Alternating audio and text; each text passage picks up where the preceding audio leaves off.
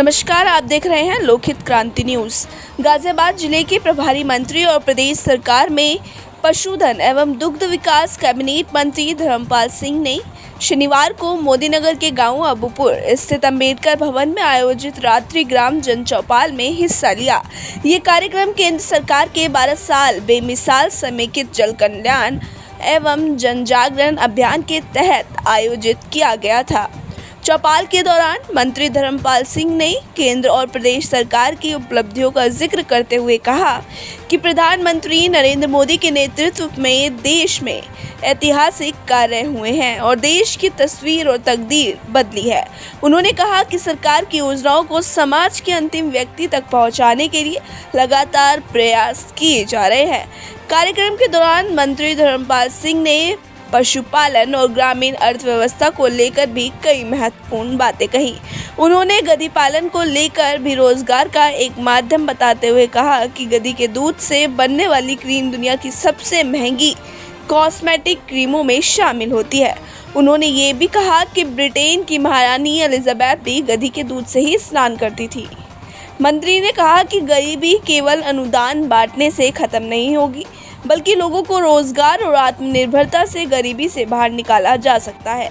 उन्होंने कहा कि सरकार युवाओं को रोजगार के अवसर उपलब्ध प्राप्त कराने की दिशा में काम कर रही है।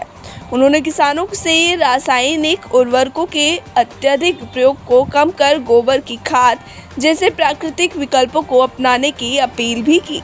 साथ ही अंतर्राष्ट्रीय परिस्थितियों और ऊर्जा संशोधनों की चुनौतियों का जिक्र करते हुए उन्होंने कहा कि यदि भविष्य में पेट्रोलियम पदार्थों की आपूर्ति प्रभावित होती है तो लोगों को पारंपरिक संसाधनों की ओर भी ध्यान देना होगा। चौपाल के दौरान सरकारी स्कूलों की स्थिति को लेकर ग्रामीणों ने भी अपनी समस्याएं सामने रखी। ग्रामीणों ने बताया कि कई सालों की स्कूलों की इमारतें जर्जर हैं और वहां साफ सफाई की उचित व्यवस्था भी नहीं है। ऐसे में अभिभावक अपने बच्चों को सरकारी स्कूल में भेजने से हिचकिचाते हैं। कार्यक्रम में मौजूद करीब 80 वर्षीय रईसुद्दीन ने मंत्री के सामने शिकायत रखी कि सरकारी रिकॉर्ड में उन्हें मृत घोषित कर दिए जाने के कारण उनकी वृद्ध अवस्था पेंशन भी बंद कर दी गई है। कई वर्षों तक विभागों के चक्कर लगाने के बाद भी सुनवाई नहीं हुई। इस पर मंत्री ने जिलाधिकारी को तत्काल जांच के निर्देश भी दे दिए हैं। जिलाधिकारी ने समाज कल्याण विभाग को मामले की जांच सौंपते हुए दोषी अधिकारी कर्मचारी के खिलाफ कार्रवाई और बंद अवधि की पूरी पेंशन दिलाने के लिए आदेश दिए। जैसा कि माननीय मंत्री जी बता रहे हैं और आप सब भी अवगत होंगे, आपके गांव में निश्चित रूप से महिला कांस्टेबल्स आकर के आपको मिशन शक्ति के बारे में अवगत करवाती होंगी। मैं साथ साथ ये भी बताना चाहूंगा कि हर एक थाने में आज के समय में मिशन शक्ति केंद्र है। यदि किसी महिला को कोई भी परेशानी होती है, वे वहाँ पे जाएंगी तो मिशन शक्ति केंद्र पे उनकी समस्या लिखी जाएगी और उसके बाद उसका फीडबैक भी लिया जाएगा। और जब भी कोई वरिष्ठ अधिकारी थाने के निरीक्षण पे जाता है तो सबसे पहले मैं महिला हेल्प डेस्क पे मिशन शक्ति केंद्र पे जो भी शिकायतें आई हैं उनकी समीक्षा करते हैं, जिससे रेगुलरली एक फीडबैक मिलता रहे कि किसी भी महिला से जुड़ी समस्या में कोई दिक्कत ना हो। इसके अतिरिक्त हर एक थाने में एक साइबर हेल्प डेस्क भी बना हुआ है। और मैं इस चौपाल में आप सब लोगों को एक बार पुनः बताना भी चाहूंगा, यदि कोई आपको फोन करके आपसे OTP मांगे या पुलिस अधिकारी बन के, कस्टम अधिकारी बन के, टैक्स अधिकारी बन के आपको फोन करके आपसे पैसों की डिमांड करता है तो उसमें बिल्कुल उसके झांसे में मत पड़िएगा। ये एक साइबर फ्रॉड होता है और यदि किसी के साथ ऐसा होता है तो आप तत्काल भारत सरकार की हेल्पलाइन नंबर 1930 पर कॉल कर सकते हैं। 12 वर्ष पूरे हो गए आज उनके नेतृत्व में एक भारत श्रेष्ठ भारत आत्मनिर्भर भारत की परिकल्पना साकार हुई है और जनता की सरकार जनता के द्वार इस परिकल्पना को साकार करने के लिए आज हम यहाँ इस गाँव में आए हैं। मोदीनगर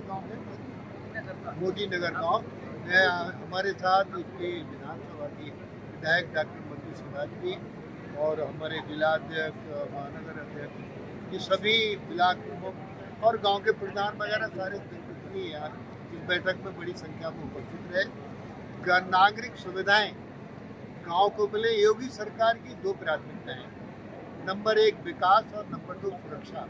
यहाँ दोनों सुविधाओं को ध्यान में रखते हुए विकास का काम जिलाधिकारी के माध्यम से होता है, उनके सारे अधिकारी जिले के काम करते हैं।